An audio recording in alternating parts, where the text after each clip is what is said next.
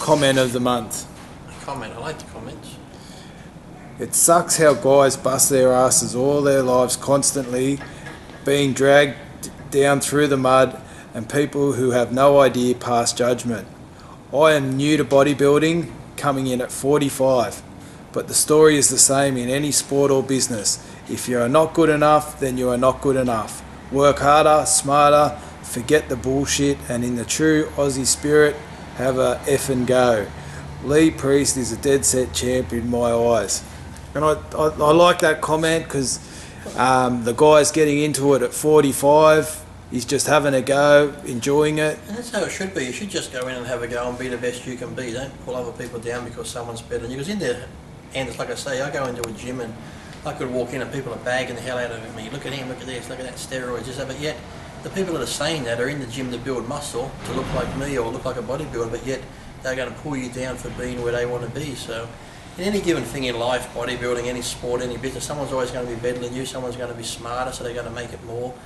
Someone's going to be faster when it comes to running, faster when it comes to swimming, but you know, rather than say that's good on them, everybody thinks there's something that if they did it, they could be them, or this person's got some hidden advantage when it comes to bodybuilding. People think, oh, it's drugs, that's why he's that way. If I took what he took, I could look like him. It's just, rather than face the facts that bodybuilding might not be for you, okay, you can still go to the gym, build a physique, but you might not be a top bodybuilder. You might just be a guy that goes to the gym, looks good.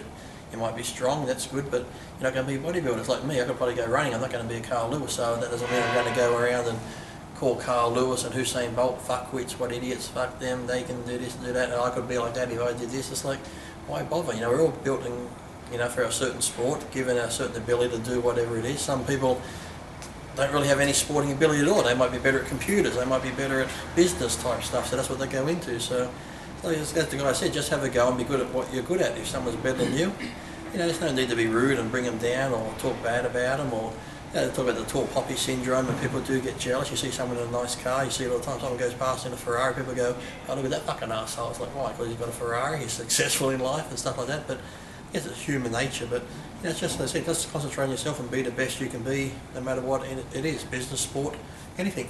If you're a good doll puncher, be good at it. There's a lot of them.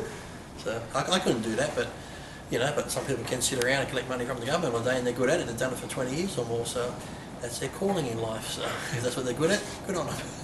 And for the older bodybuilders out there, like how do you find your passion for training, and what's some older guys that you find really inspirational?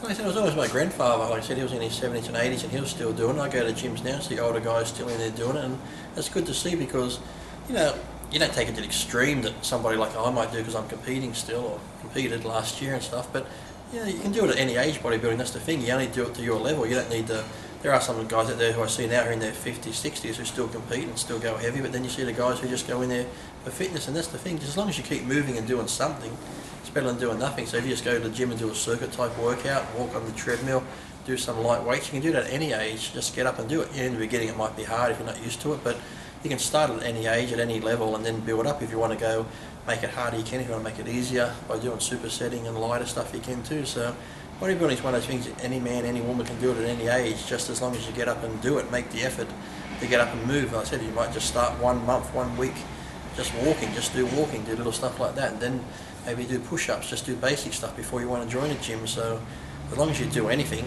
that's better than doing nothing. So I said, just a simple walk around the block, a half-hour walk each day is a start. Then I said that it just comes down to watching what you eat, and for some people that's hard if you're older because you could be setting your ways of eating certain foods, eating certain things, and cutting them back. And I said it's not even like going on a diet, it's just like cleaning up the food you're eating. You can change margarines from lower fat to lower fat, like I said, high fat to low fat. You can change milk from full cream to skim. It might take a while to get used to and stuff, but there are little things you can just change in your diet that do make big differences when it comes down to calories that you're burning and calories that you're eating. So I said just small subtle changes. So I said just clean up your diet. I said don't diet, but just eat cleaner, and then when things get moving, metabolism gets going again, you can have little treats here and there. So I don't want people to go out there and diet. Like I said, people go on these stupid diets where they last a week or two and then they blow them and put more weight on than when they were before they started the diet. So it's just small changes, and like I said, if you do make small changes, and if you can do it with a friend or a family member, makes it more fun to get out there and have fun doing it rather than doing it by yourself, you know, just have fun. And the main thing is just to enjoy it. As long as you enjoy it, you're going to have fun doing it, you're going to stick to it. If you make it a chore and something like, oh, I have to do this, I have to train, I have to eat this food, no one's going to stick to that. So just have fun doing it. Whatever you do, just have fun and enjoy it, then you'll stick to it. And what's your secret to keeping your motivation? I'm a fucking idiot. I've got nothing else to do. This is it.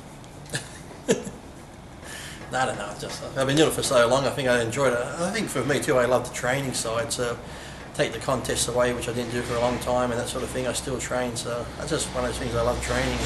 I'd always keep training wherever I stopped competing, retired for good. So I think it's just like I said, my grandfather trained all his life. His father trained all his life. So I think it's just in the family type thing. So that's just one of those things. There are days I sometimes feel like doing it, but then if I don't do it, I feel shitty. When I do it, I feel good. So we all have days, no matter what. You're gonna love it, you're gonna hate it, but then once you've done it, you enjoy it. Then, like I said, the days I really, really don't want to go, I might take the day off, but then I might not feel like going, and Jake wants to go, so I'll go. And then when I get there, I feel good. So at least I've done something. But you're gonna have that no matter what you do, no matter what you love doing. You're always gonna have days where you hate it, but the days you love it. So I just enjoy doing it. So just almost like breathing, get up and do it. It's done. And that's the best thing too. If you can get it done early in the day, it's out the way. That way nothing can come up later on in the day.